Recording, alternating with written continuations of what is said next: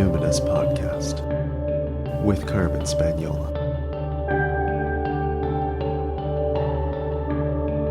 Hi there, and welcome to the Numinous Podcast, where we have interesting conversations with everyday folks about the mystery of life.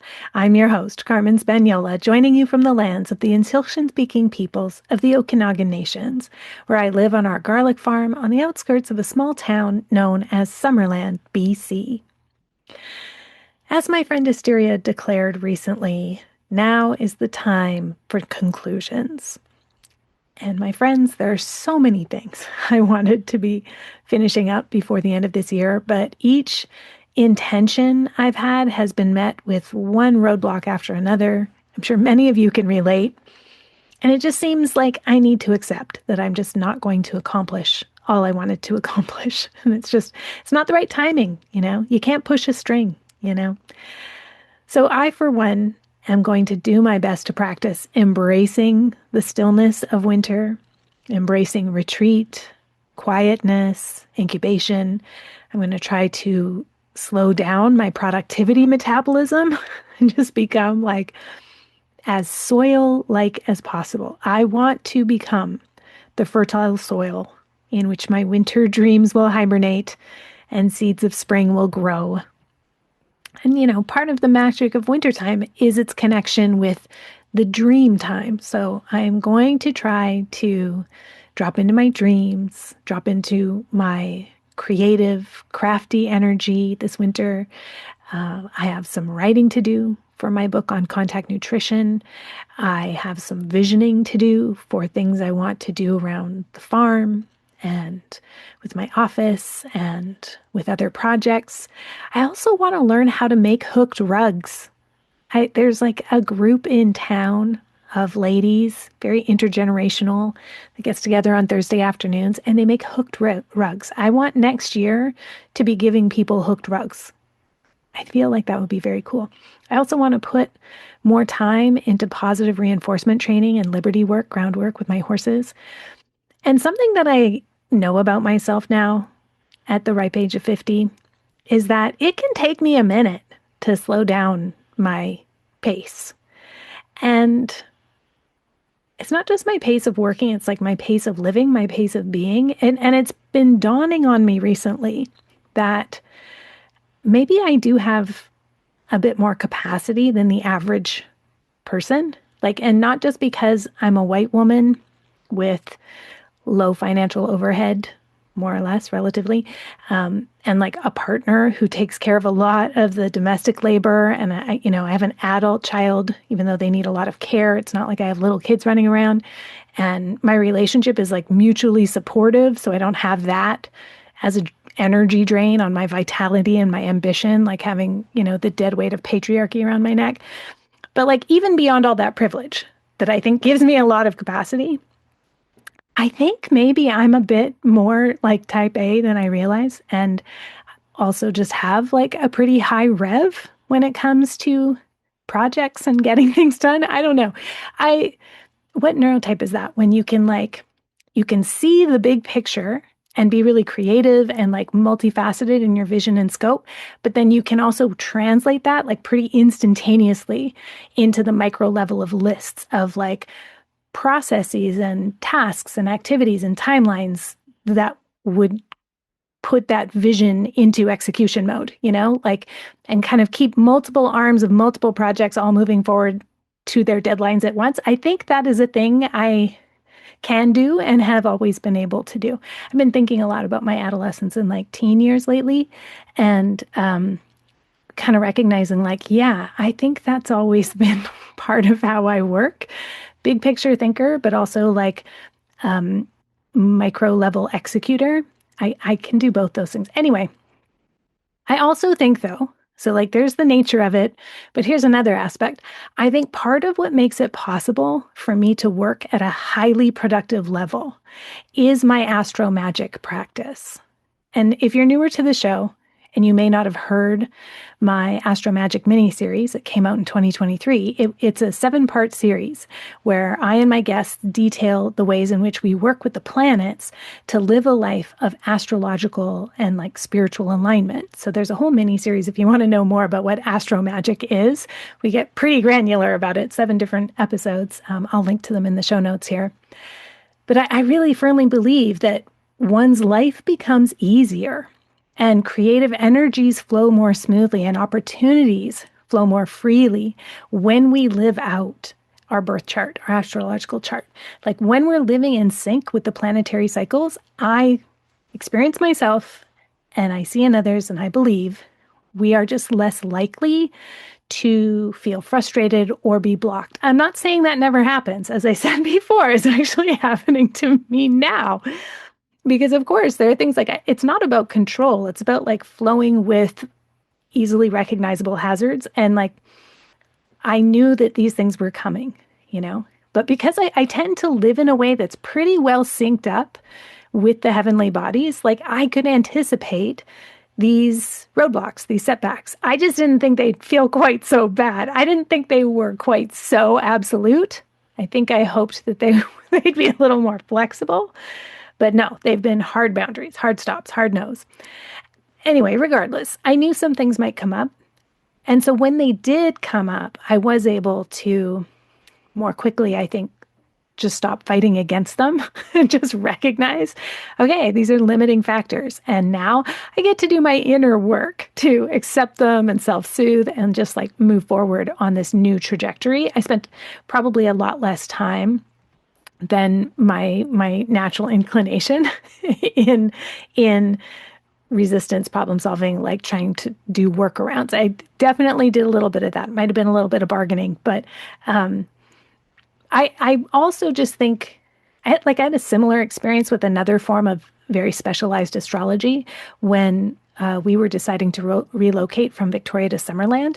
In that case, it wasn't electional astrology that I was talking about or astro magic. It was astrocartography. So I consulted an astrocartographer to see whether this move would be more or less positive for me, for my career especially, and for my family. So just if you're not clear, if you don't know, an astrocartographer is an astrologer who interprets your birth chart sort of metaphorically overlaid onto a map of the world to determine the places in the world that are most conducive to your thriving and in specific areas and specific goals, especially like, professional success or love or just overall happiness and well-being or health or, career opportunities, whatever. So the astrocartographer we worked with, their name is Jen Zart. I'll link to them in the show notes as well. Highly, highly recommend. And Jen said it was like pretty much a lateral move for me, possibly a slight amelioration for me in terms of overall well-being and professional success, which meant a lot to me, not just because I guess I'm also realizing I'm a pretty ambitious person, but especially because as the sole income earner, with a disabled dependent, plus my aging in-laws, like it actually really matters that I'm not living in a place with super troubling, challenging aspects where my earning potential is concerned, right? So there was that. So that was relieving. And for my husband, Ruben, it was a tremendously positive relocation, placing him back on his Jupiter line, putting him in a place of abundance and growth, success, happiness, just situating him even better to fulfill his fate of furnishing his community with food and drink. So I knew that once I knew that there were no hazards ahead, it was just way easier for me to make the choice to relocate and be like, yeah, we should do it. And so we both felt affirmed that it was a good choice, or at the very least, like we could say cosmically neutral and not a fool's errand. So it felt good then to just do it and do it sooner than later. So we could set about aligning ourselves with our fates, you might say, or at least placing us on a path that felt aligned with self-actualization and the flourishing of our gifts and talents in this lifetime, right?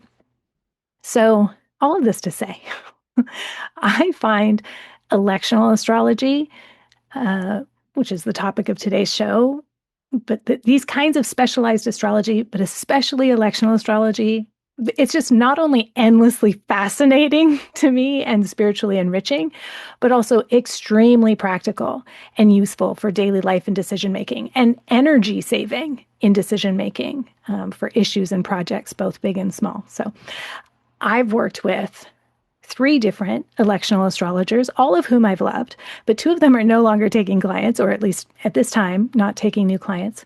However, you're in so much luck, my friends, because my guest today, Drew Levanti, is available to help you plan your year ahead or select some specific options for an event or projects to help put your endeavors on the best footing possible.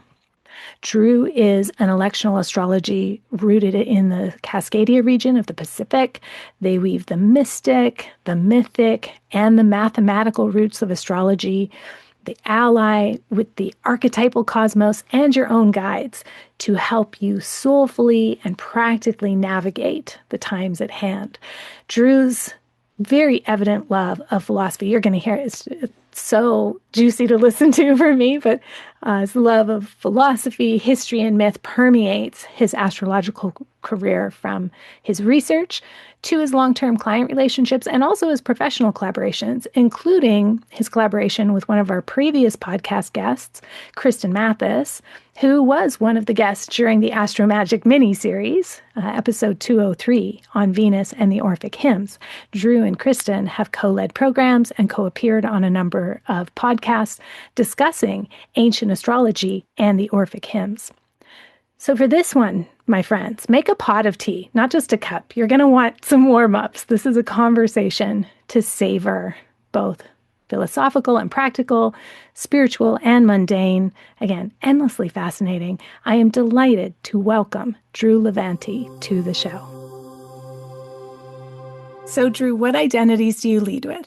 Well, as an astrologer, I guess I can start with my professional identity, which seems to be one of the stickiest ones. I am an astrologer, which for me means that I take the cosmos as a whole being, where the earth and the heavens are related in a co-creative relationship.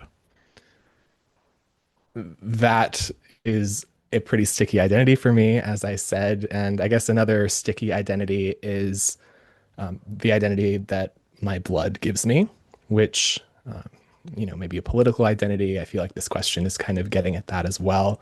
So I'm a third generation Italian American settler. My dad's family came from Sicily in the late 1800s and early 1900s. And my mom's side is sort of like poor white Southerners. Mm.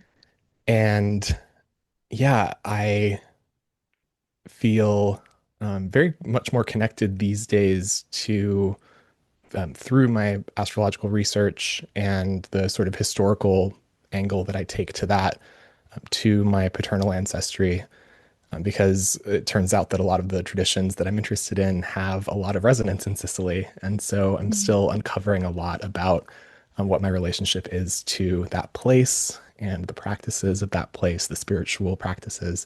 So that's an ongoing journey for me.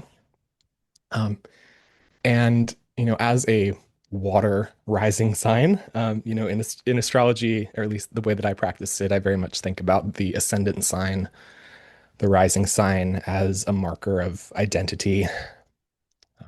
There's lots of places we could look in the chart for that kind of question, but I think the ascendant is the one that feels the stickiest to me. And as a water rising sign, I do identify also with fluidity. So, I was raised in a way that taught me how to code switch very well. Maybe that's also a part of it. I am queer, although that sometimes feels like so broad as to mean almost nothing. And I don't devote a lot of time anymore as much as I used to about what it means for me to be queer. But I feel like it's worth throwing that in. Mm. Mm. Oh, fascinating. So my kids' dad's people are from Sicily and Calabria. Sicily, which I think wasn't it still called the Kingdom of Sicily until like 1940 or something like that, 19, like pretty recently. It Yeah. really is its own world, its own cosmology, its own. It's not Italy. It's its whole Right. thing. And so I does that also tap into some of your interest in the Orphic hymns, like just that part of the ancient world? Can you say more about like maybe some of the overlaps or how those things weave together? Absolutely. Yeah, that's such a smart question. And you're definitely onto something. So, yeah, the Orphic hymns, and my interest in the Orphic hymns comes a lot from my collaboration with Kristen Mathis, who I always shout out whenever I talk about this topic because she's very much like my mentor in this area and somebody who I have so much respect for the way that she's helping us reconnect um, with our connection to the earth and starry skies through the Orphic tradition. So, this Orphic tradition is, I would say, a mystic tradition, a mystery tradition. It goes back many, many hundreds of years into the BCs, and it has to do with the Orphic hymns as well as Orphic mythologies, which are different from the sort of standard Greek mythos that we are more familiar with through the works of people like Hesiod and the sort of the standard line Greek political mythos. You have the Titans and you have the gods, and then you have everybody else. So the Orphics were countercultural, extra state mystics who believed very much, it seems, in the ability for everybody to participate in divinity. That you didn't have to be a priest or um, a rich person or a man to connect with the gods. Women had roles in the mysteries uh, as well as men. And this definitely comes into Sicily around 500 BCE. We have these really interesting archaeological finds of these little gold tablets, like maybe the size of, you know, a couple fingernails, on which are engraved these instructions for the underworld. So, like, you go to the underworld, and this will tell you where to go. As an initiate, you have this sacred knowledge that will help you navigate the afterlife. And these were found in Sicily in tombs. So, people were buried with these. These were burial objects, these gold tablets. And sometimes they would be enclosed in somebody's hand, sometimes in the mouth. And so the Orphics were very interested in the afterlife. They were very interested in the soul of the initiate, souls, the world soul, everything about soul. And I think that that for me is a really important connection that I have to astrology as well is I came up in the study of Hellenistic astrology through the work of Chris Brennan, which I feel like his name very much, when people hear Hellenistic astrology, they think of Chris Brennan, and when they hear Chris Brennan, they think of Hellenistic astrology. And he's done such an amazing job of sort of bringing our attention to this period of astrology, which was very systematic and had a lot of technical ideas about how to do astrology and what the planets mean and what different relationships between the planets are omens of, what they indicate in a person's life, and things like this. What I find really interesting, in addition to that, that I've been exploring in my career is what are the spiritual underpinnings of astrology that has this very kind of seemingly rigid structure that sounds very scientific. But if you read the texts closely, you'll hear these much more mystical or philosophical or even sometimes religious feelings. And so that's what I would say has kind of oriented my career is this interest in what is it about Hellenistic astrology that is mystical as well as technical and mathematical, and the way that these things are not necessarily separate, especially in an ancient worldview where the study of the heavens is the study of the universe and that all of this is sacred. Mm. This must have been quite a journey for you because you've had an interesting upbringing in terms of having a very um, hmm, countercultural, spiritual upbringing. And there was a break, you say on your website, there was a break in that philosophy, that spiritual upbringing from your family, how you were raised.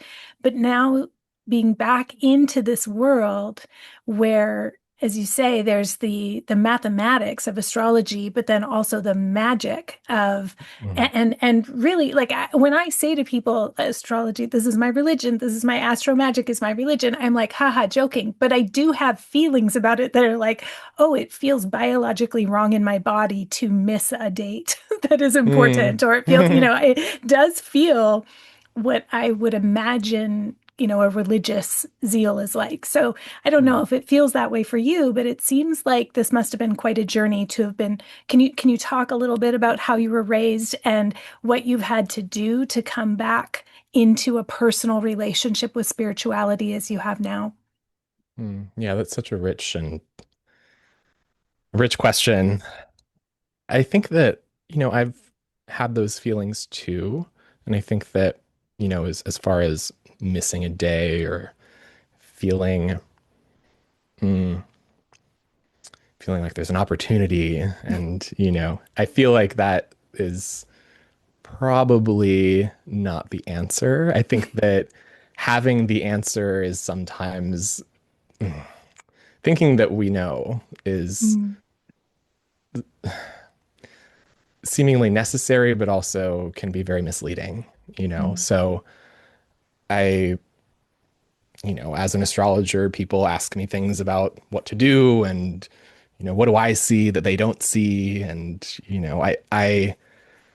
this goes back to, my own relationship. And so I think the way to answer your question is really to think about my own sort of journey with spiritual authority and mm, what it means to me to have a teacher, be a teacher, because I was raised in Ramtha School of Enlightenment, which, as you said before we chatted, many people think of as a cult, and the language is so funny in the way that it means different things to different people, and you get all sorts of ideas about this. But it sounds like you and I have kind of a similar we traveled in similar spaces of spirituality in the 2000s and manifestation and things like that. For me, I grew up in a very sort of apocalyptic mentality that the world was an unsafe place and that I needed to prepare for the end and that I would survive the end because we were special, we knew. And I think that you know I am special and I do know, and I am not and I don't, right? yeah. So I think that when it comes to astrology, I think that leaving the mystery and or leading with mystery and leading with my relationship to the unknown and kind of having this sense of wonderment at things rather than trying to arrive at an endpoint, this kind Mm, of teleological, you know, um, this idea that there is a location or a mentality that is healed or arrived or whole, rather than remembering that it's always mm, been whole, it's always been what it is. And time is a wild thing that I think we've been taught to think of as discrete rather than multifaceted and interpenetrated and layered. And so when those moments arrive, I feel like I have to do something with it or be a certain way because of it or have certain cautions based on what the sky says. I remind myself that as much as I know, there's infinitely more that I don't know. And so the present moment is really the only answer. And my role in the present moment is something that I try my best to be sovereign about making that decision as far as what I am to do, but also knowing that I have so much to learn and that I can't learn by myself. Mm, mm.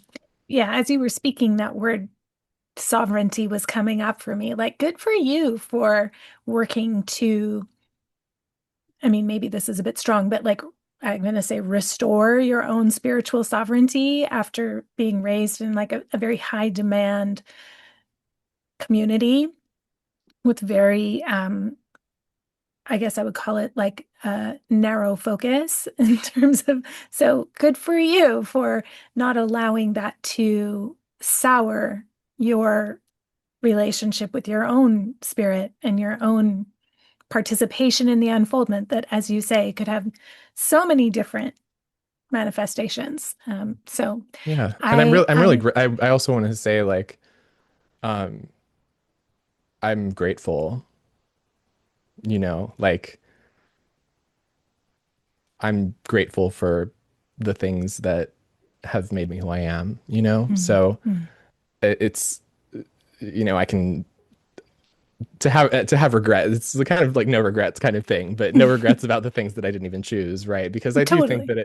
that it at some level I did, you know. Mm, Of course, like even when you're talking about childhood or things to do with assault and all this kind of thing, I want to be hesitant about you know mhm, going down this road of like I chose something, but I do in the vein of thinking about the soul, I do think that my soul has a journey about the things that being in RSE taught me about, right? And mhm, that it was my journey to be there and leave and find again what it is that I was to find.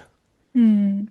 So, how long have you then been interested in astrology? And tell us how you've come to inhabit this career. And in particular, there are tons of astrologers out there, and everybody has their own style. But your specialty or your special interest in your field is what? Like, tell us what is really capturing your imagination within the field of astrology and your career at the moment. Well, thanks so much. Yeah, it's shifted a little bit over my career. I would say early on, I was really interested in elections, and I still am. And this is something that we'll talk about is electional astrology. I got into astrology at the end of college.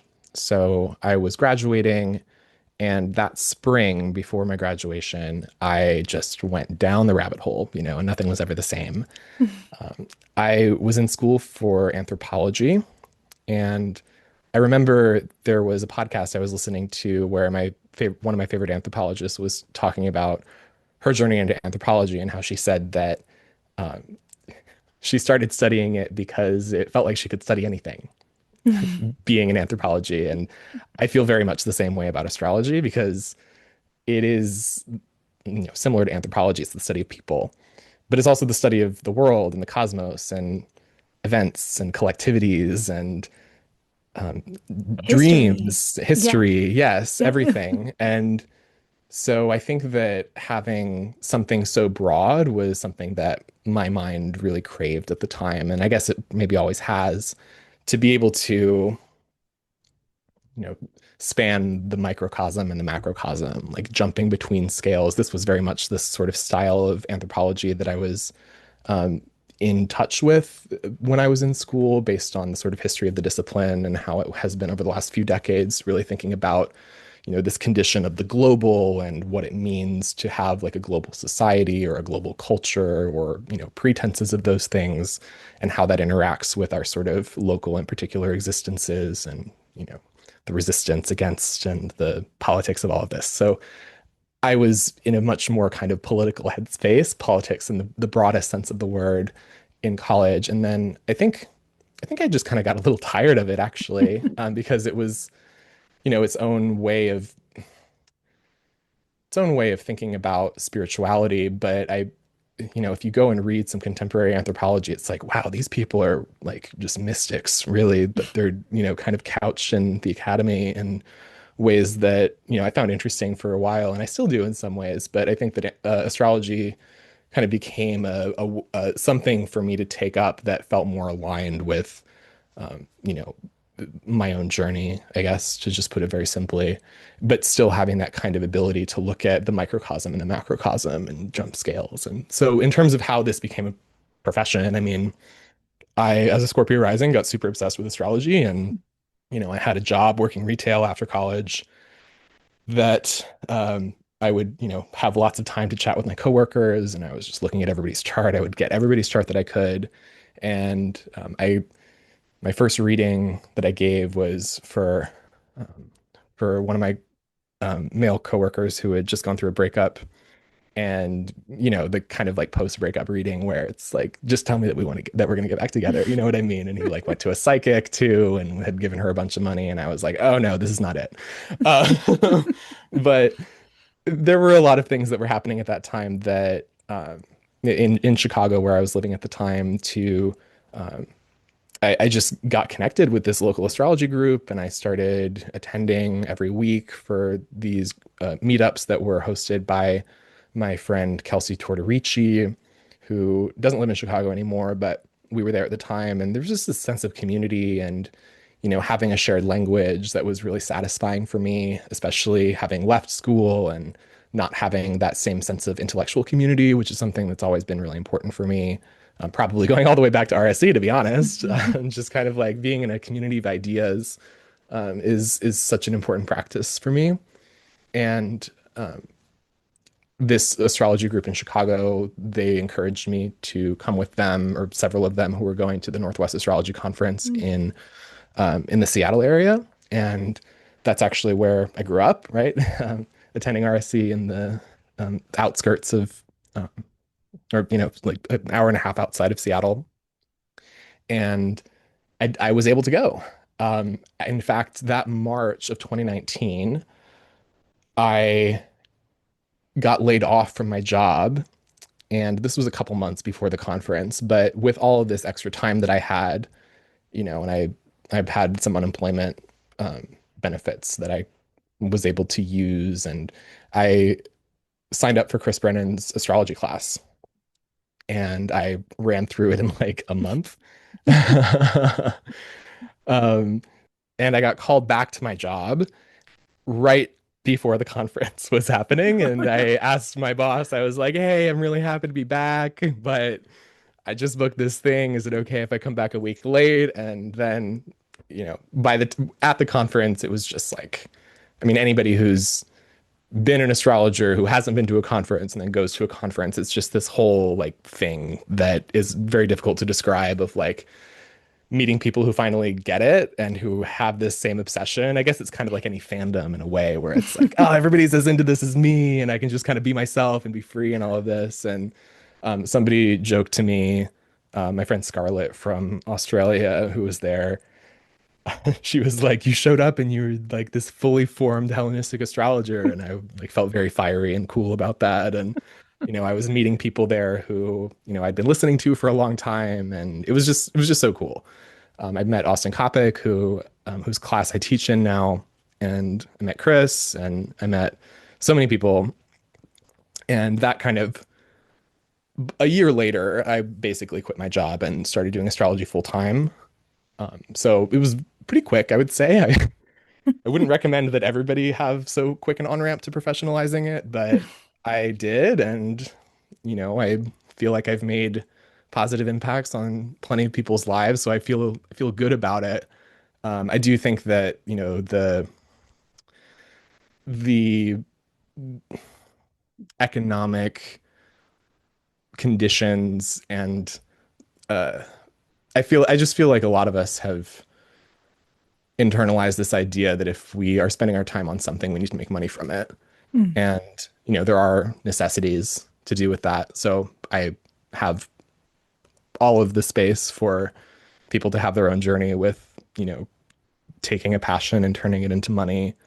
Um, as a person with a lot of south node in my chart, or I feel sometimes a little hesitant to go full hog and be like, the person on social media making all of the posts and making all of the claims and making all of the predictions, not because I don't think that I can, but because I feel the sacredness of this thing, and I don't always feel like I'm doing it justice if I insert it into the economic machine.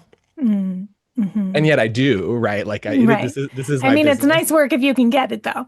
Exactly. It is truly a privilege. It is truly a Mhm. privilege, and it's kind of wild to me, and I don't always it feels unreal sometimes, and yet, here we are. So, I think there was a lot else that I wanted to get to in response to that question, just to do with, my interest in the history of astrology. And we kind of touched on that a little bit, exploring pre-Hellenistic astrology and looking at the spiritual and religious roots of astrology, or, the sort of horoscopic astrology that we think of as like a whole birth chart, right? But what are the other forms of astrology that existed, and how were people relating with the sky in ways that we might remember in order to live, in the way that our species has always been meant to, but sometimes we might have forgotten. Hmm. Well, and I am one of those people whose life you have impacted positively in multiple ways, because I have enjoyed receiving my elections for the coming year from you, and I do so much of the way I live is I try to live out my chart. And Mm. that's not just, as you say, like the sort of horoscopic, okay, here's when you were born, here's the transits that are coming up, but also just like, and so then therefore, when are the times when I am going to be very visible? When should I just be more fallow? Like, I love I don't want to have to guess. If somebody could just tell me, I would love to just plan. I'm totally happy to live my chart and live in sync and in rhythm and according to the planets. And so electional astrology has been awesome for me. So, can you explain to folks what is electional astrology and what do we know? I mean, this is so interesting with you as an anthropologist. Like, what do we know about how this form was used in ancient times, and then like bring us up to speed? How is it being used in modern times? So an election is basically any intentional alignment of your action with celestial events, right? So what's going on up there?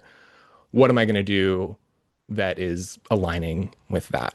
So the most basic version of this would be like a new moon or a full moon ritual. When I say most basic, I mean the thing that most people would be familiar with, right? So there's that kind of election that is sort of a way of fusing our intention with the potency of a particular moment and channeling our intention in that way. So a new moon or a full moon ritual, or a gathering, just getting together and, putting our intentions together, right? That's an election. That is a form of election that maybe has existed for a very long time. Like, I imagine that for many, many, many centuries and millennia, that the new moon and full moon has been a place that people have gathered and been together. To what extent it's like astrological magic, or what's the difference, right? Being together is the magic, I think. Um, so elections are often thought of as like lucky times. So some people think of new moons and full moons as lucky. Uh, the fortune of a specific moment is suited for something, right? So the thing that you choose to do is somewhat specific in the way that it links up with what the sky is doing. So, for example, the chart that you choose to write a book or start a book or publish a book should look a little bit different than the chart of getting married, right? Because a wedding is Venusian and writing a book is mercurial. So we have different priorities in an election depending on what kind of action it is, right? So my clients often come to me for weddings, business elections of various kinds, including the founding of a business or the announcement of offering services, things like this. Buying and selling has a long tradition in astrology, surgery, medical procedures, things like this. In terms of ancient uses, we only know what the historical record tells us, which means that most of our knowledge of elections being used in ancient times comes either from textbooks that describe the protocols for different kinds of elections, of which all of the things that I just mentioned are part of that, right? So buying and selling, surgery, weddings, things of this nature. But there's also, because the historical record is so conditioned by politics and economics, it's very much the literate echelons of society where astrology and other forms of divination played a really important role. So playing an important role in politics and especially statecraft, right? So electional astrology would have been used, for instance, to coronate the king. So there's a certain way that the heavens were seen as granting legitimacy to the ruler, and this goes across many cultures, and it has different variants in different cultures. You have like the mandate of heaven in China and things like this, but um, English monarchs have been uh, coronated under elections for a very long time. You have the election. Another example of a political election would be like the founding of a city. Most famously, Baghdad was founded under an election. So there's many uses in the ancient world of astrology for political purposes. We have much less evidence in terms of elections being used by sort of the common people because the records are just not as much located there. But we do have some evidence of this through agricultural writings. So, like Hesiod, for instance, who was an important literary figure in like the 7th, 8th century BC in the Greek world. His book or Works and Days has a lot of astrological information that's really calendrical and seasonal, and it's about what to do at certain times of the year. So this is really well established in classic scholarship. Like he talks about, for example, when Orion and Sirius, the stars, are in the middle of the sky at dawn, which is just tells us a certain time of the year. This is when you should basically start making your wine. So this is when you harvest your grapes. And he says you put them up for 5 or 6 days, and then you go and do something else with them for 5 or 6 days. And then this is when you draw off into jars the gifts of joyous Dionysus.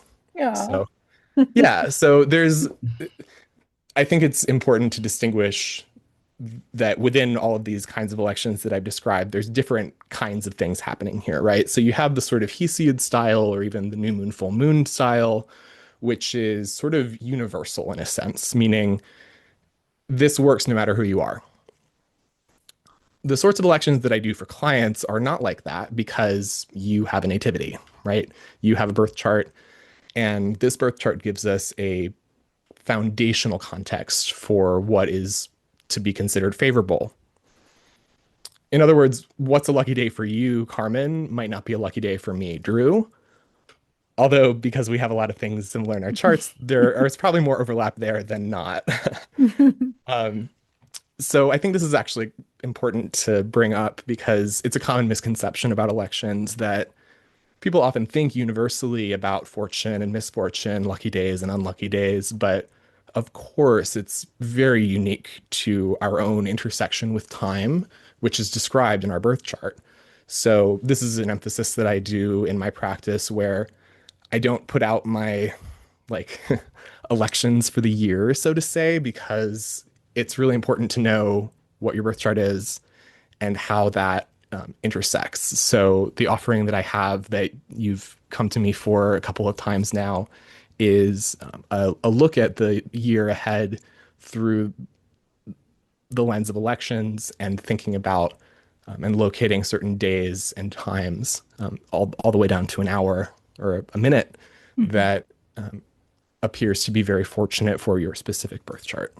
And there are some times where things that have been happening in the world that are sort of let's call it unlucky Mhm. times, I will have a date, an election during that time, and I always feel like, oh, I'm so grateful to know when I'm most protected because, Mm. our mutual friend Thea Anderson, when she was on the show, we were doing the Astro Magic miniseries. She was talking about, and in many ways representing Mercury, and it was like, what about Mercury retrograde? She's like, witches got a witch. You still got a witch for those 5 or 6 weeks or whatever that it's. And so I think of the year as the same way. There's going to be times where it's like, I'm up, I'm down. But what are my protected moments?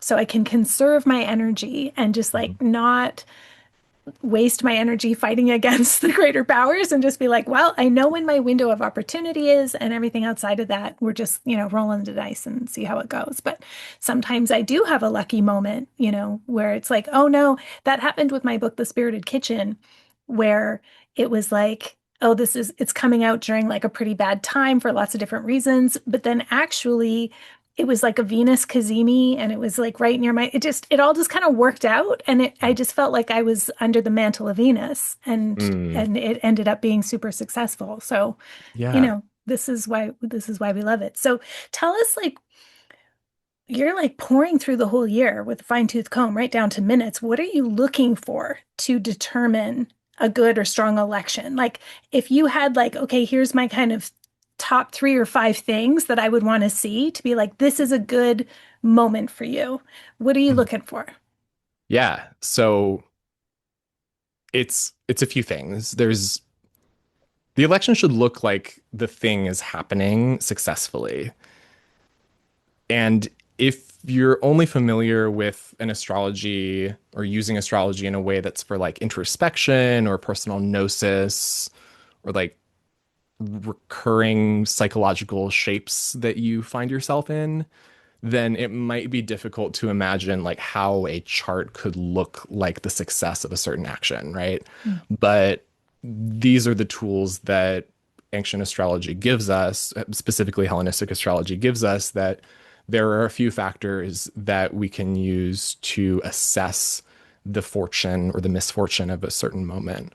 And one of those that's always super important is the moon, so that the moon should be protected, right? Like you said, these moments where I'm protected, right? Well, the moon is common to all of us, right? Like she is our mother. She probably comes from our very surface, right? As far as, the body of the moon is also the body of the earth. And so much of our life on earth actually comes from the fact that we have this gravitational pull on us and we have these tidal ecosystems and we started to crawl out of the ocean because of this kind of pulling of her body.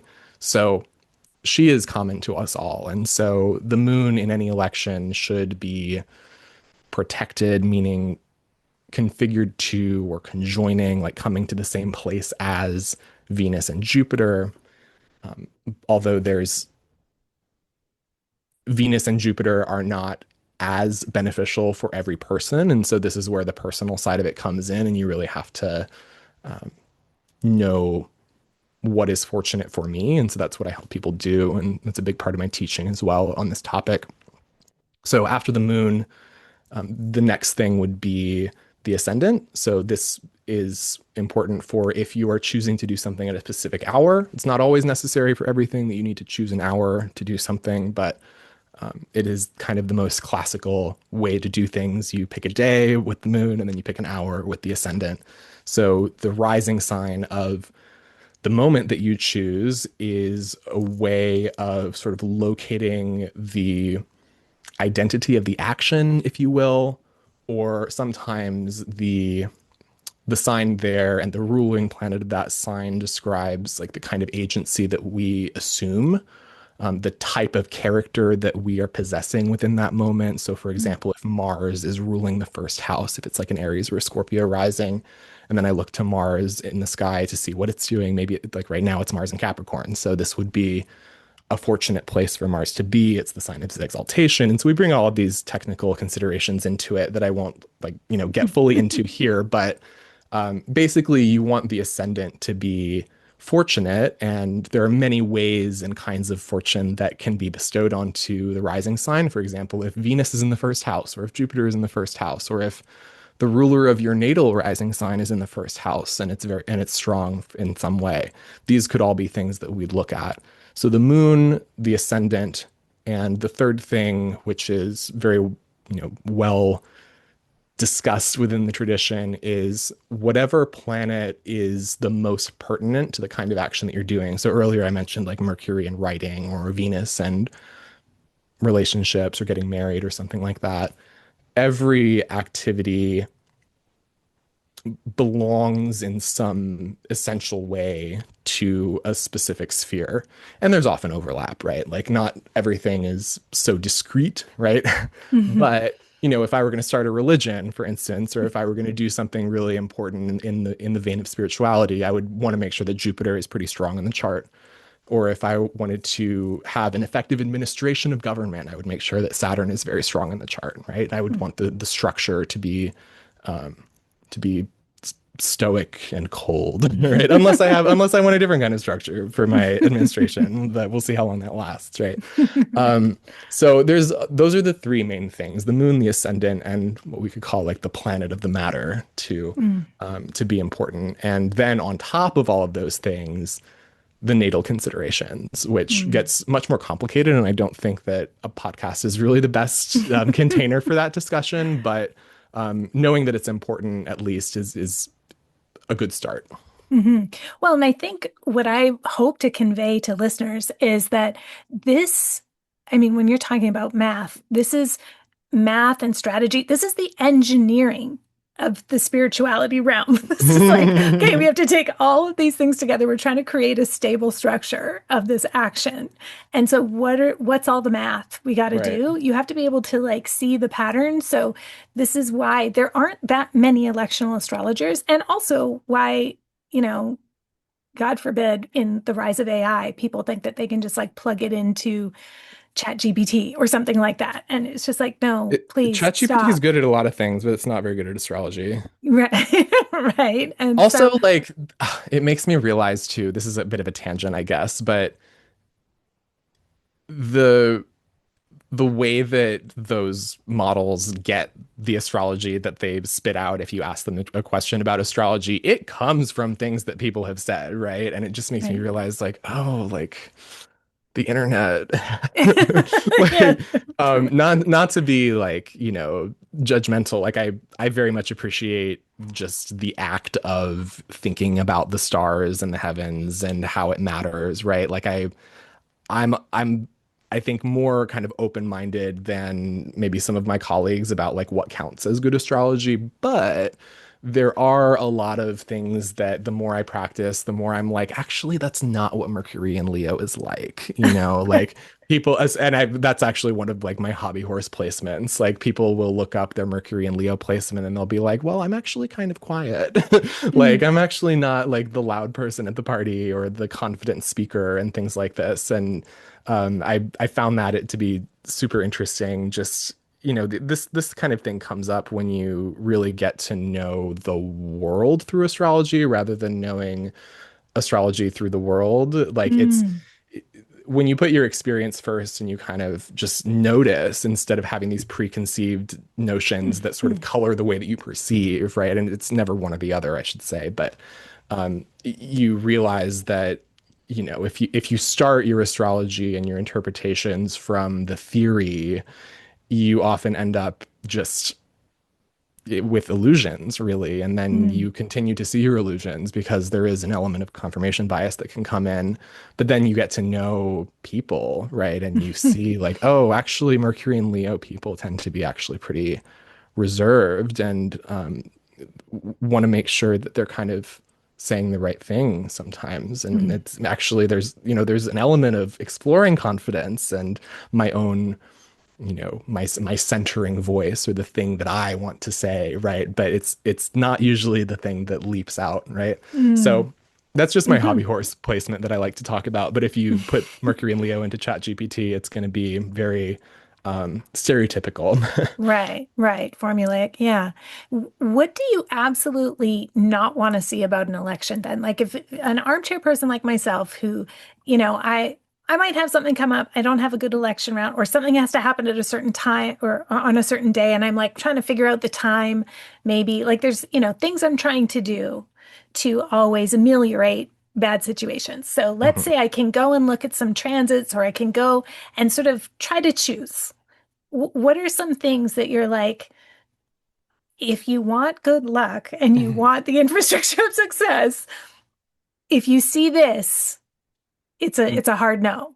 Right. Yeah. So, I mean, some of those are very straightforward. Like the moon should not be conjunct, square, or opposite Saturn or Mars in the sky. Like Easy that's peasy. Okay. easy peasy, right?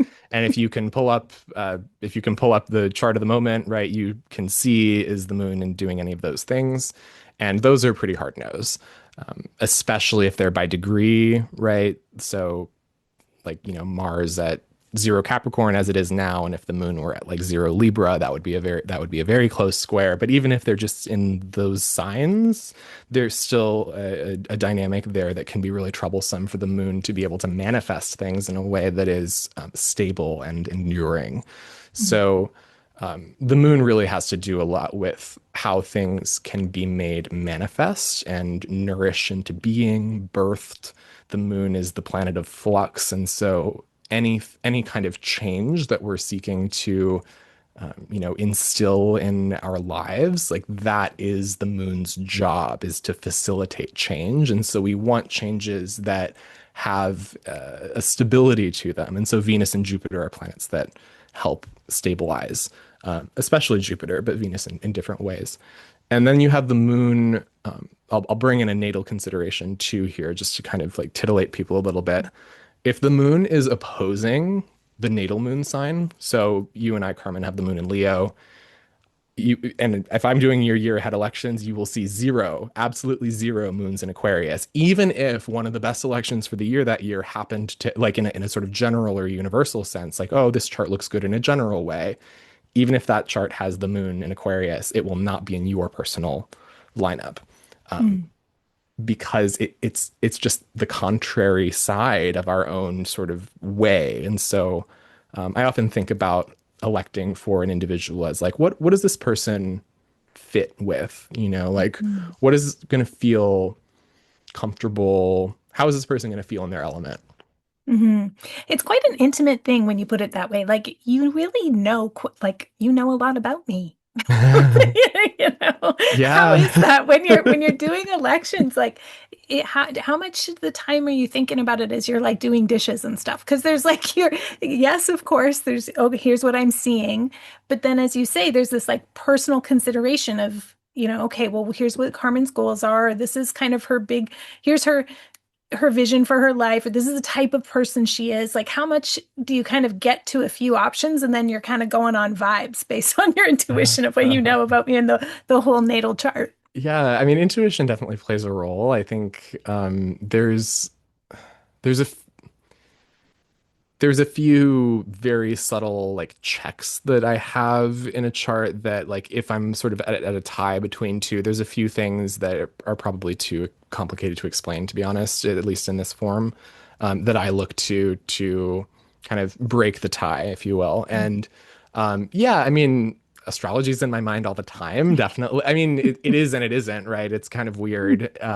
It is not something that I think about necessarily while I'm doing dishes, but if I'm thinking about other things, then sometimes astrology will kind of come in as a layer, you know. Hmm. I'll be like, oh, and with respect to this worldly happening that I'm thinking about right now, Right. like then here's an astrological angle to it. But I think that as one who takes astrology seriously, the side of that is included in that is also taking the reality seriously. Like, it's not just astrology first. So to your point, like thinking for clients, right? Like just as an example, like people who come to me for selling houses, right? Like I know that, I mean, my stepmom's a realtor. I Mm. know that the spring market is better than other markets typically for home sales. So if somebody says, well, we can list our house any time between April and October, I'm going to say, well, we should probably do April, like Right. you should get your things together in order for, to take advantage of like the sort of normal time things, the muggle time things, if you will, about so there's a practical side of this too. And the same goes for like if I find a really awesome election that maybe I would want to post something on social media, but it's at like 1 a.m. Like maybe this is blasphemy. Like other electional astrologers can come for me here, but I'm gonna try to find a chart that's like during the time when people are actually going to be on, right? So, Okay. like it's as much as it is magic. I'm, like Yeah. it's still live. Right, right, right. Okay. Well, and so this is a good point because yeah, you brought up like many different types of elections, like reasons why people might uh hire you for a package of elections. I'm curious, like, what do you personally which actions or events do you personally use electional times for? Like, I get my elections from you based on I'm like, okay, here's the things that I know I need to do this year, or that I plan or I hope to do this year, kind of generally when I hope to do them, or here's where I'm flexible. But then I'm like, I don't know, I'm an entrepreneur. I'm also pretty ambitious. So I'm like, yeah, I'm gonna send my business emails and my newsletters. If I have a special I'm going to send something to my agent or I'm sending something to my publisher. It's like I'm looking for elections. Certainly, certain posts when I open up and announce new trainings, but then there's not just what you're doing it for, but also how granular do you get? Like I as much as possible will publish a podcast to if not an election, then at least I'm going to like the planetary hours and sort of looking at like right to the Mhm. minute. Um, like, but for you, if you were like, oh, yes, I need to send an email to this person, is it the writing of the email? Or is it like, Mhm. do you schedule it to send at that Oh, minute of the election? oh Like, no. which? Oh no, no scheduling. I mean, Okay. people have different opinions on this, but from my experience, the time that you schedule it is the time that counts, not the time that it's actually sent. You know what I mean? So like Okay. I don't I mean, and this is like, so some people probably find this super boring, but like no, like you have to work.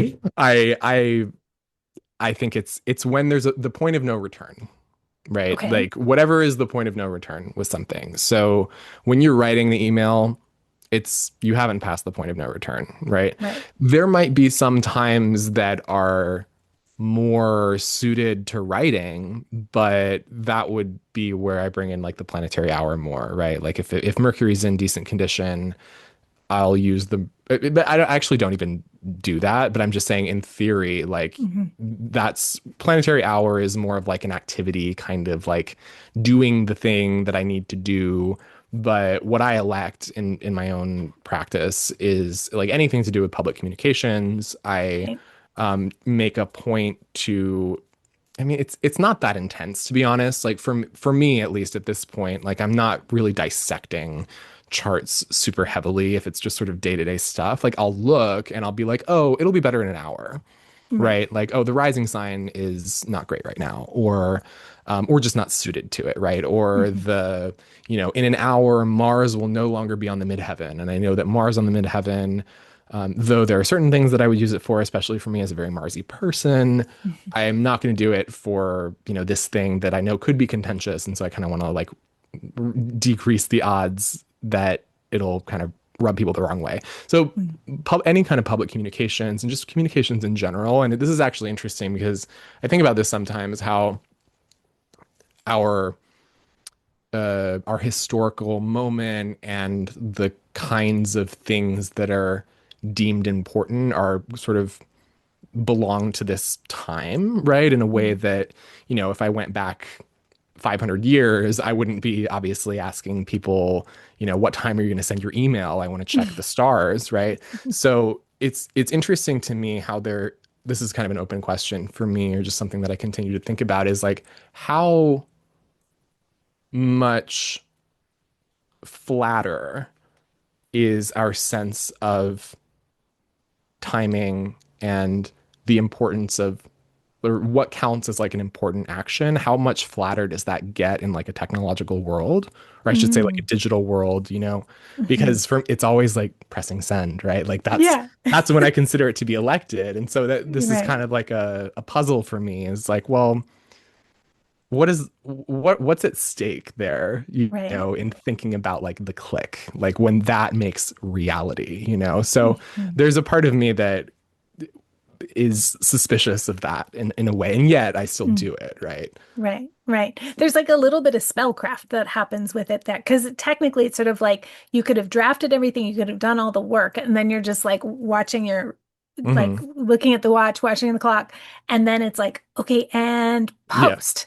And right. it's like that's the and now moment it really is like ta-da, here. Yeah. This is the moment of no return. And that is like we've cast the spell. But we did Mm. have to do all of the ritual work. We had to do all of that Mm. stuff to prepare and all Yeah. of our materia magica kind of had to line up. But then it's like, this is the way I think of it. It's like I'm trying to now bring myself into alignment with Mm. everything. And so I can't make the things happen, but I can cultivate practices that make me more sort of like, well, it's like that saying, we can't force enlightenment. We only come across it by accident, but we can cultivate the practices that make us Yeah. accident prone so that when we, Uh, when yeah, that's we so good. Yeah, yeah. I actually want to zoom in on something you're saying about like the sort of this kind of ritualistic frame that you have for thinking about like the lead up to the election and like the moment that you know hit send or whatever it is. I think that that's such a good framing, by the way, and I really relate with it because of my experience of astrological magic elections, where my experience with those, where you know where there's like a sort of a peak moment of the election, but of course like in the hours and days and even weeks or months leading up to it, you have all of these things that you're doing to prepare. You know, you get your materials, you get your, you know, your spell written out, and you have everything kind of set up, and then you know the day of it's like, oh, okay, like let's go, like this is Yeah. it. But this idea of like a wide now is Mm, really important to me.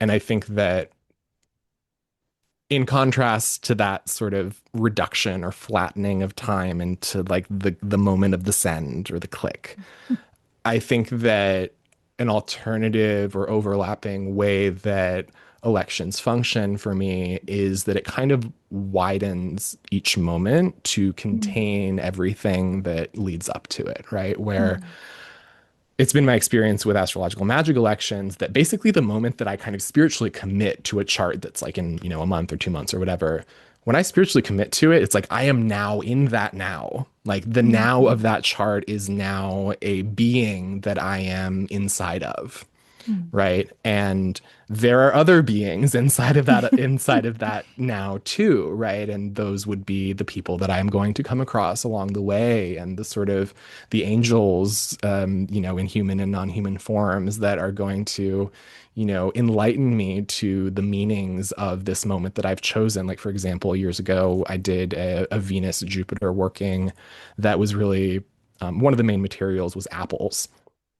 And so I went to an apple orchard outside of Chicago. I like rented a car. It was like a whole thing, right? A whole day that I had to go up there. And the apples that I harvested were from this orchard that the trees were like really old. Like they were mm, like for as far as apple trees go, right? Like they were 30 or 40 years old. And I was talking to the orchard grower, and he was telling me about this. And I was like, oh my God, like this chart that I chose, it's like it's Jupiter conjunct Saturn and it's Venus sextile Saturn. And so there was like all of this Saturn in the mm, chart that was speaking to this theme of like things being old. And I was like, oh, okay. So like this guy is like he's in the body of the election too, right? Or mm, he's in some body that's like, you know, the membranes are like crossing or something. Like mm, there's who knows, you know, what's real about how we can think about those happenings. But I think, yeah, the wide now, or the now that includes the lead up, right? And you know, nothing is there's no such thing as like a discrete point, right? We only have mm, like an infinitely smaller moment that we can look at. I think of this also in terms of like what's mathematically proven about geometry Mm. is that there is no such thing as a straight line.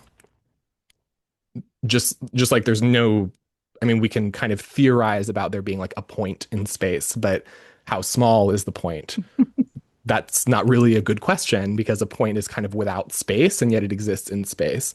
And so, this idea of like there's no such thing as a straight line, there's only a circle or like a curve, a circle with infinite radius, right? So you can imagine sort of Mm. like zooming into the edge of a circle, and like as you get closer and closer and closer, it's going to like flatten out and flatten out. And so I think about time in this way too, where I can think that I'm in now, right? Whatever that is, like this moment, this minute, this hour, this day, and yet I'm really like me saying now is like me saying straight line or me saying flat. Like there's only curved surfaces in the universe, and there's only increasingly wider nows. And I think that as an astrologer, my one of my interests as an astrologer is like how can I inhabit wider nows, and how can I use this practice to on the one hand be more present, but to kind of enhance my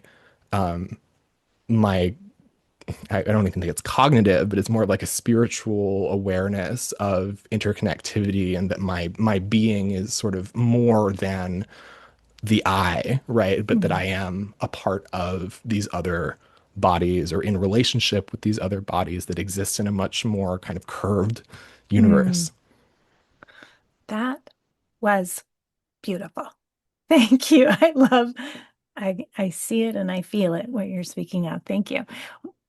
Well, when the astrology is really crunchy, do you do remedial magic? Like, or do you just like wait it out? Yeah, sometimes you can wait it out and sometimes you can't. So I think part of the remedial magic, honestly, is just like having expectations, right, that are Mm. appropriate to what the sky says. And, Well said. like that's a very mundane form of magic that I would say is very valid and helpful, is like, can I ask for an extension on this deadline because Mercury's retrograde? I think I can, and so I'm Mm. going to. Or, Mhm. I had a writing deadline last year or this earlier this year for an article that is in a magazine right now about Jupiter in Leo with the South Node, which is one of the really interesting signatures of 2026. Anyway, I was writing that article during a Mercury retrograde, and the editor is an astrologer too, and I was like, I could ask her, but she gave everybody this deadline. I don't think I'm gonna ask for any special exception, and so I was able to do it. And you kind of you roll with it, right? Like Thea said, witches got a witch. I think that there's some things to know about, like, so remedial magic. Like what could this mean, right? Like there are certain plants that could be considered remedies for certain you know, less than ideal states of mind. So if Mercury is afflicted, I tend to go for like chamomile, right? Like Mm. I'll have chamomile tea instead of coffee. I find that when Mercury is retrograde, I find that coffee makes me more scattered than focused. Mm. And because Mercury is that kind of mental acuity that Mercury helps us access when it's retrograde is, the coffee beans aren't really the thing there. So that's a very mundane form of remediation, right? Mundane and sacred, all of it, right?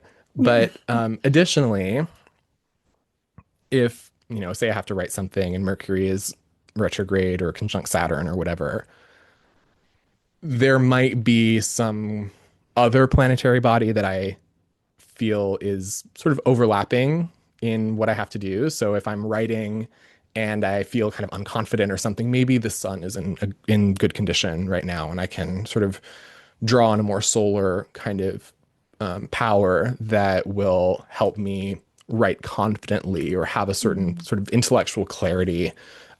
People think Mercury intellect, but really the sun, it's like how you kind of Mm. know things in that sort of way that like, Mm. I see this, it is Mhm. illuminated to me. This is here for me to Mhm. consider and Well, it to makes us yeah. think of, sorry to interrupt, I'm Yeah. thinking Apollo and the will towards consciousness and that, yeah,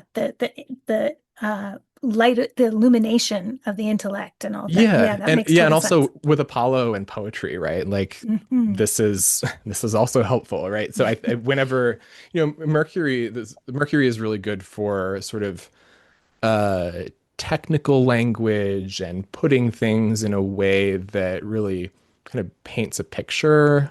But I think that it's like the any use of symbols really is mercurial. Um, and there is some overlap. I mean, they are brothers, right? Apollo and Hermes. So Apollo really helps with sort of metaphor, I think. Hmm. Like the Oracle of Delphi, the oracles are not straightforward, right? They're very slanted, they're very enigmatic. And so, Hmm. that's a power that might be useful for writing. And so, maybe I'll end up with a much more kind of metaphorical or Yeah, lyrical something kind of like thing. that. But then also outside of, planets and deities and things like that, maybe I have an ancestor who's a brilliant writer. Mm. Right. So like not everything is constrained to like the planetary. And I think it's important to remember that, the planets are not like the sole arbiters of fortune. There's sort of like the Mhm. ones that we see, but there's a lot of like invisible things that, we've got all these extra or interstellar objects now coming into our solar system. And it's like, wow, what a wacky time. These new objects and maybe even a new planet that they're close to discovering. And so it's like there's not always there's a lot of things that we don't see that are influential for fortune as well, and so that also goes for maybe there's other things that I can relate with that might not be planets or might not be known, but I can still have a relationship with, and there's still wisdom for me from other places than the planets. Mm. So how is 2026 shaping up in your view? Like if you were to, first of all, maybe if you could describe it in like a sentence or a key word, what's standing out to you and what should people know in advance for life planning 2026? Yeah. Oh my gosh, so much. 2026 is very interesting. I would say Okay, sovereignty. first of all, I just have to say, oh no. When I hear you go, oh God, there's so much, it's like, what? We just had so much. We just Well, had so much. How I does it know. compare? Sovereignty sounds good, Right. but So I'm exhausted just hearing that there's so much. yeah, well, it's it is kind of unprecedented, I would say. Um, Not in the way that 2020 was unprecedented, but not not unprecedented. Okay. It's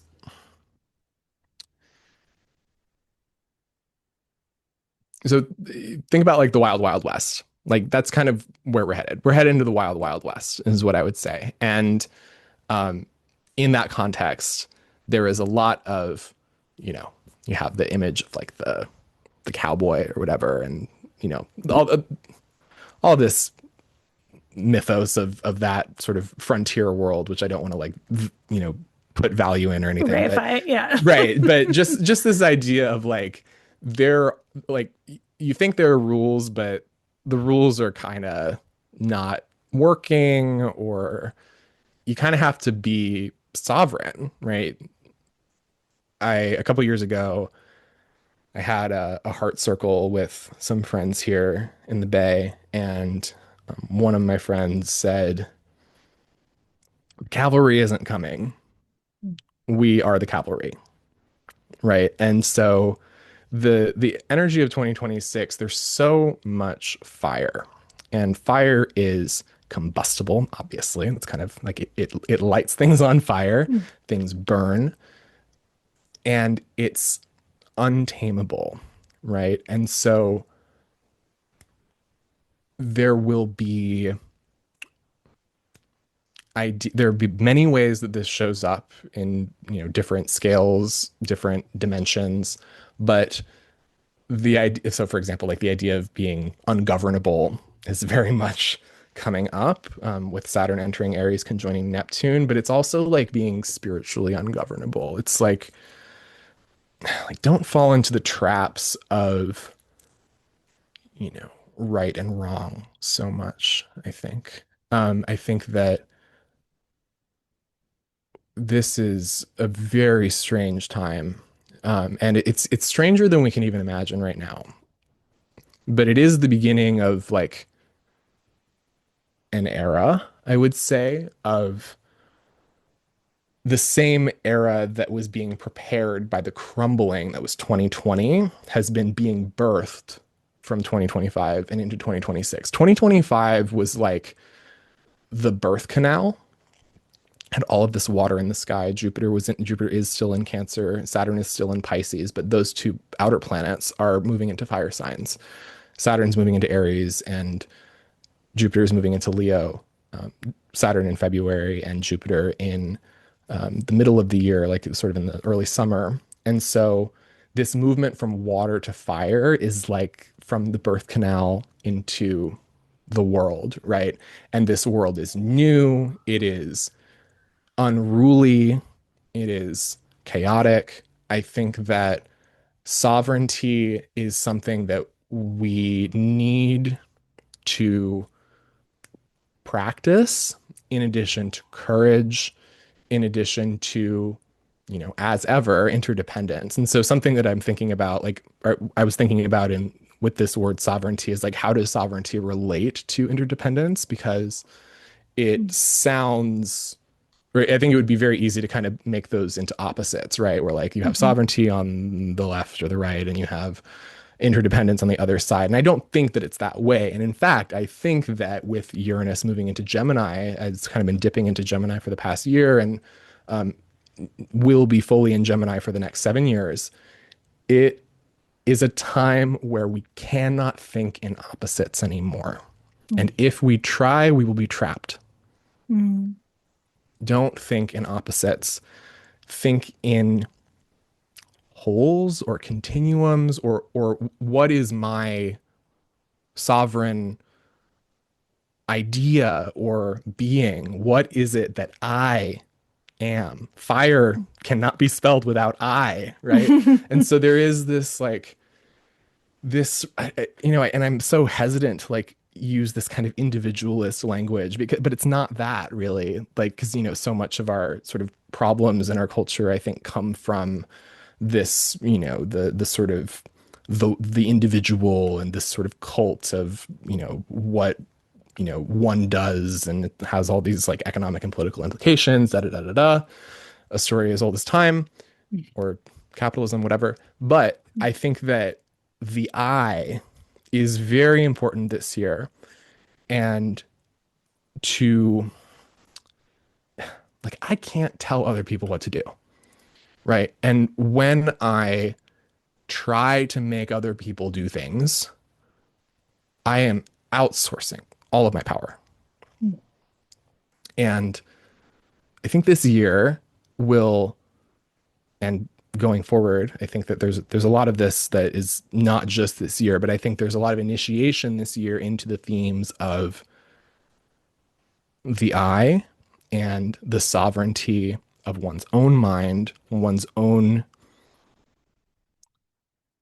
divine, another word with eyes, but that my divine doesn't have to be yours, and my sovereignty can be in relationship with the sovereignty of others. And I think that there is, I mean, I'm getting speculative, and I mean, we have to be, right? Speculation is a huge part of what astrologers do. And I think that where we're heading is something where what we think really does matter, and the power that we think we have and the power that we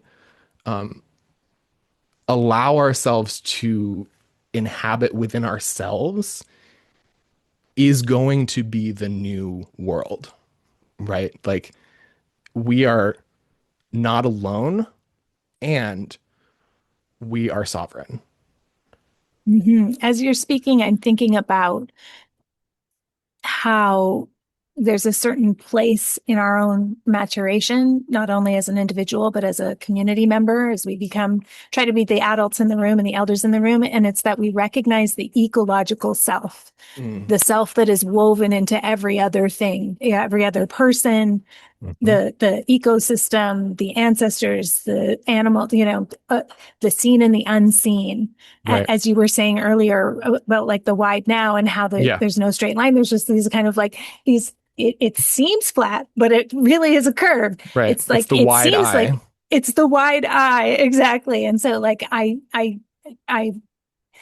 it's resonating that there's this need to,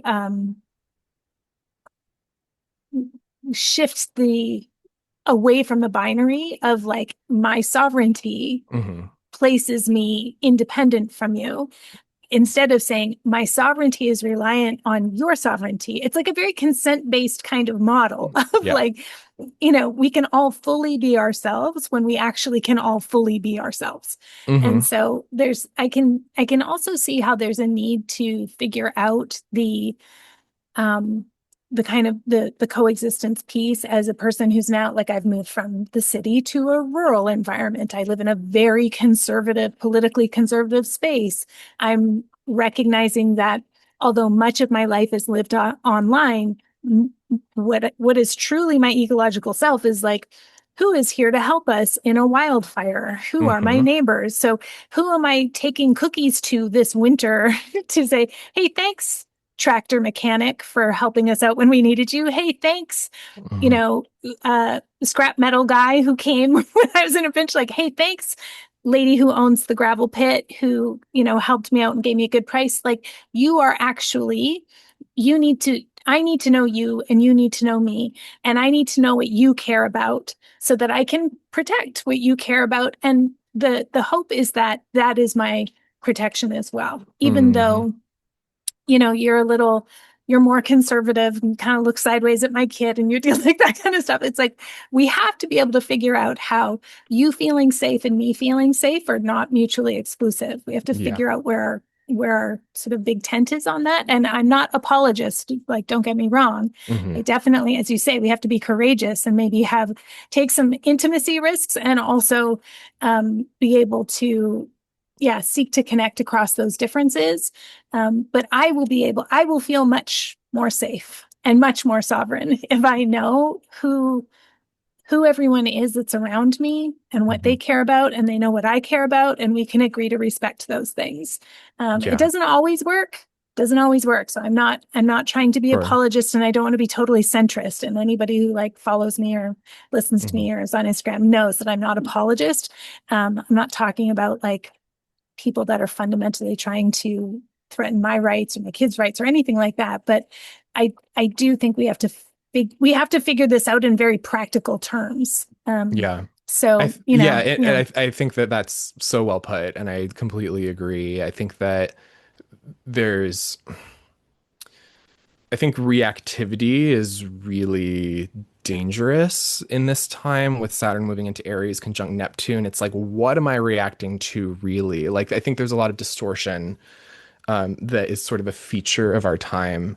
And it's not a bug, right? Like, I don't think that we ought to like run away from distortion or like, for example, like, I don't know who you are, right? I don't know what you think. I can think that I know what you think. I can listen to your words. I have an interpretation of that. Distortion is a feature of this interaction, right?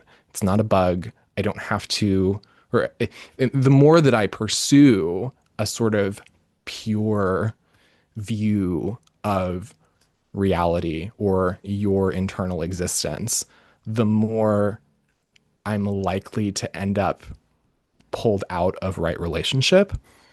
The relationship that I can tend to is first and foremost with myself, and that doesn't preclude, of course, relationships with others. And again, this sort of this widening, right? But the interconnectedness and the interhumanity, right? The humanity that that is as whole and as troubled as the very earth on which we live, Mm. right? It's all the same being in a way. And I think that, I do think that our planet is very important within the wider cosmos. I do think that our planet is adored and a jewel and remembered. And I think that this time is one of immense importance. And I think that having respect for the importance of this time also means a wider now. I think that it means accounting for our past and our future, and that we are capable of thinking bigger about Mm. who we are. And I believe in us. Mhm. Me too. Drew, before I move us to the last question, are there things that you're going to be offering in 2026? Like for people who are like, yes, I would appreciate this person's counsel. What are you offering? What are you putting up on your directory for 2026 that people could connect with you on? Yeah, so I am meeting with my members this week actually to talk about the astrology of 2026. And from that, I will be producing a packet of your 2026 download, which will include some general elections that, not obviously tailored to your nativity, but some general elections for you to look at, as well as a series of recordings and contemplations for you to kind of fill in the blanks for yourself about what all of these energies mean. So it's going to be called Into the Fire, Mm. true to the elemental nature of the year, jumping from water to fire. So we'll be thinking about what that means for you personally. And I'll have some tools and frames for you to explore that for yourself, in addition to, plenty of recorded materials for you to move through at your own pace and come back to throughout the year. So that will be available for in January, before January. I don't know when this will come out, but maybe by the time it comes out, it'll be available. And the other thing is I am offering the service that you've received, Carmen, of the year ahead of elections that are tailored to you, right? So that is something that is also going to be available on my website, and I'll share the links with you, and I'm sure they'll be wherever the links go for this. Yeah, yeah, exactly. Yeah. They'll be in the show notes in the podcast player. That's exciting. Uh, okay, so the last question, always the same for every guest. We'd love to hear. Drew, how are you coping with grief and rage these days? Yeah. So my grandfather died a couple months ago, and it was Hmm. kind of, it's really more of a big deal for my mom. My mom was taking care of him, and Mm. also kind of, yeah, I mean, it's just a lot. It's been a lot for a few years, and so it was kind of a relief when he passed for her, and for me, just knowing that she was dealing with that back in Washington. Mm. But she was telling me about grief and how it just, like, you don't really see it coming, right? So I think that how I cope with grief and rage is, or with grief specifically, and maybe talk about rage elsewhere, but the just having time, and that's such a privilege that I have, is for the most part, I have a lot of control over what I can do with my time and the freedom that I have with that. So with if there is a day when that happens, it means that I can bed rot, or I can go hang out with friends, or whatever I think that I need in that time, Mhm. right? So that's one thing. And I think, I mean, like, yeah, I had a breakup this year, and so it's been Mm. a big year of grief in 2025 for me, just with that. And I yeah, I don't know. I guess I'm still learning how to cope, but I think that remembering that I'm remembering that even when you part, from something or you lose something, the now is still wide, right? Like we're Mm. still connected and that I'm still whole, right? We lose things and I can only speak for myself, but I feel that it's possible for me to be in a way, feel in a way, connect in a way that is not less than it was before just because someone or something is no longer here, but that it's always here. And the way that I continue to live is a testament to, the beauty and the love. Mm. Thank you so much, Drew. This has been like a beautiful philosophy hour, and I feel centered in my width in the wide now. I also feel centered in my length in sovereignty, and I feel the sense of being centered in my depth with like what came before and what has my back, and also that notion of like I believe in us and I believe in myself and I believe I am whole and these thoughts just they've been very nurturing for my spirit. So I appreciate you sharing this with all the listeners, and also thank you again for all my elections. I'm very excited about 2026. I love the way they've like lined up through the year, and thank you for bringing your soul and spirit and intellect to your work. It's very exciting. Thanks for being on the show. Thank you, Carmen. It's been an honor. I so love it when I hear a phrase that thrums in my chest and my mind and my heart that I just understand at a cellular level right away. I love a turn of phrase that encapsulates so much in so few words. The wide now. The wide now that includes all the lead up. I mean, and even perhaps some of what's to come. I love this concept. Much gratitude to Drew for sharing his perspective with us. All of his links will go in the show notes. I encourage you to visit his website, rkastrology.com. RK is in archaeology. Drew's bio and offerings are easily laid out. I think really worth a good read. So interesting.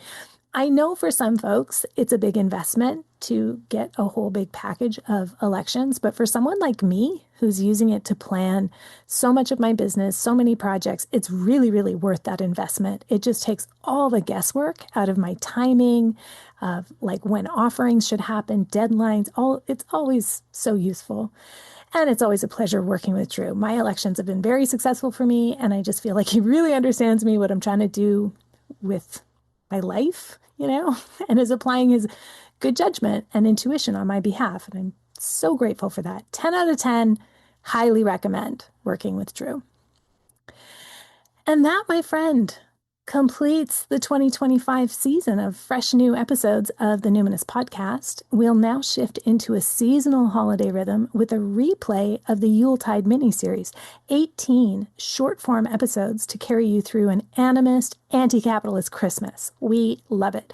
Along with the daily podcast episode, we're meeting up live in the Numinous Network every day for 30 minutes of altar time. That's 10 to 10:30 Pacific, December 21st to January 1st. We're gathering to light our candles and drop into a guided meditation to focus on the energies of the day's Yuletide theme. The guided meditations offer the same rhythm every year, where for the first few days, we focus on ancestral reverence, and then we move to working with animals and elements, and then the supernatural allies, and then extend to our home, including the earth. And finally, we give attention to the more recently deceased beloved dead before we prepare to cross the threshold to the new year. Then on New Year's Day, we reconnect with our daemon, the good spirit of destiny, for some clues as to what the year ahead holds for us. And just a heads up to save the date for January 17th, that's the day I'm hosting my annual day-long intuitive planning retreat. It's a day of spiritual attunement and intuition and divination, where we plan our projects and our life rhythms for the year ahead. The only way to access all of this is to join the Numinous Network.